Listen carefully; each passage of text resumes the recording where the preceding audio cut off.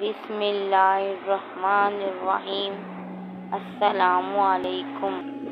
عورت کے لیے اپنے گھر میں رہتے ہوئے خوشبو استعمال کرنا جائز ہے یا پھر وہ عورتوں کے مابین ہو تو بھی جائز ہے۔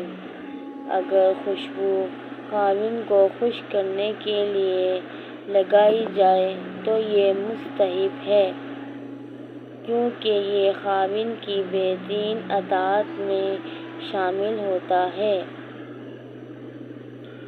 لیکن اگر عورت خوشبو لگا کر باہر نکلے کہ اسے غیر محرم اور اجنبی مرد سونگھیں اور اس کی خوشبو پائیں تو یہ حرام ہوگی اور اس فعل پر عورت گنہگار ہوگی،